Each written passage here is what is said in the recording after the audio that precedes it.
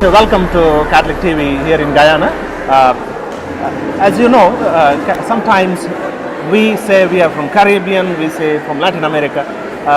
Now you have been very active in most of the Latin American countries, and particularly now you have visited Guyana. How significant for us as Guyanese to join you in that beautiful work that you do, REPAM, particularly protecting our nature? Well, we need to think about this as our common territory. And when we think about that, we need to see the reality that's happening there. And the Amazon is a living system. It's an organism. It's alive and it's there. And we can see it through the rivers that flow even beyond the frontiers. And we can also see it through the people. Indigenous peoples, they don't understand the concept of frontiers. We see it in the organisms there, the flowers, the plants, everything there is connected. So when Pope Francis is talking about we are all connected, when we look at that concrete territory, we know that's true. So it's very important for us to really recognize God's presence there. For those who are believers or not, there's such beauty there. The mystery of life, we cannot catch, we cannot capture. So I think it's important for us to feel as we are part of a whole. And I think rather than talking about countries, we are all members of this place, which is beautiful, but it's also challenged and it's threatened. So I think it's good to have a chance to talk about that. And for us, Guyana becomes very, very important because I think we have a lot to learn. You just look around Brazil, Colombia, Peru, Ecuador, in all those places, Bolivia, the devastation is terrible. So when we look at Guyana, we see how 75% of the primary forest is still conserved. And that's because of the indigenous peoples have been there. It's not about defending the indigenous peoples because as if they were helpless. No, we need to learn from them. When we look at the way they relate to creation, we have to really close our mouth, really listen, and learn from them. So I think Guyana has so much to offer. And another thing that touched my heart so much is the reality of integration. You know, some countries talk about intercultural identity, but it's more about tolerance. In here you could see beyond politics, because I know they're difficult, but it's people really gathering together in all their diversity and feeling part of one thing. So that's also something that we need to learn. Pope Francis has really set that example, asking forgiveness in one of the Latin American countries, isn't it? You heard plenty of people talking. You can hear now, even in the background, people talking. There's plenty of joy in this nation, and we have been preparing for this Cardinal's visit for the past more than a month, about 2 months. And particularly, he was bringing the vision of Pope Francis to this nation.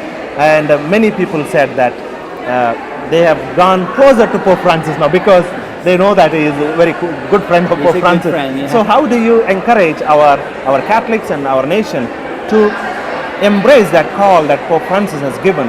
Not only nature, but he has been speaking about so many social issues and the other families, for example, recently speaking about families, how we can love each other.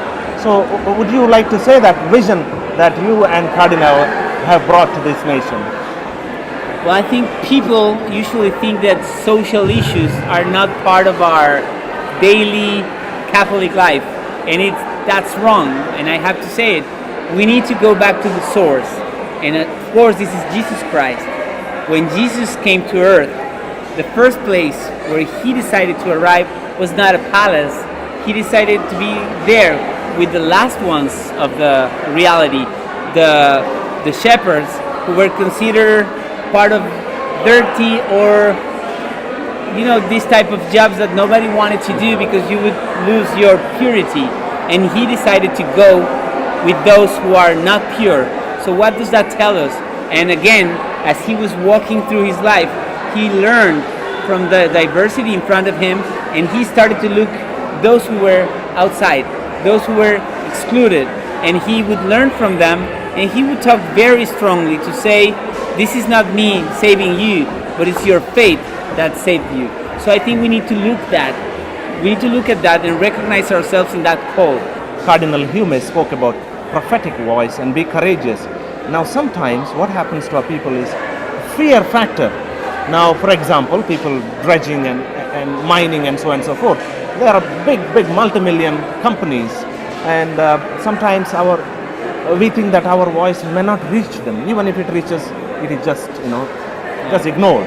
So, how in this situation, how can we encourage our people of Guyana and everybody in this nation, particularly in Pan Amazon, to encourage them, even if it is a small voice, isn't it? So, what do you say about it?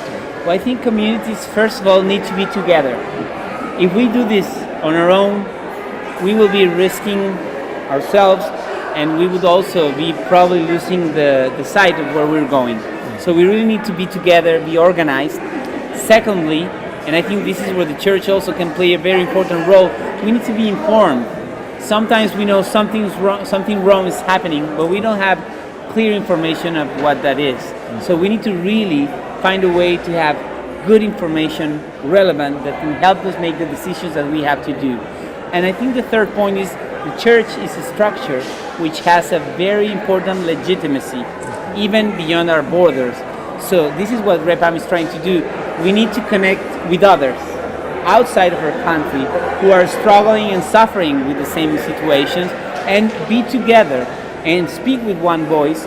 And as we know, the church has a very important influence, even more today with Pope Francis, at international forums. The preservation of the forest that you have here, we'd love to have people to come here and learn from the experience. And at the same time, we have some very concrete experiences like the formation program on human rights. We would love to have people from Guyana to participate in that. We have a formation process for pastoral work, which can really respond to the reality of the Pan Amazon.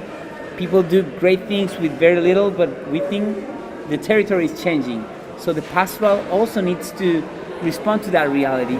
So we will try to have itinerant teams going around the Amazon. So we would like to offer that so they could come here, exchange experiences with you, and stay for a while and create a formation program that fits the reality here.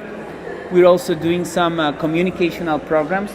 We're trying to create networks to give tools for people to do their own process of speaking out, and doing it in a very, very clear perspective with the social teaching of the church, but also with a perspective of advocacy.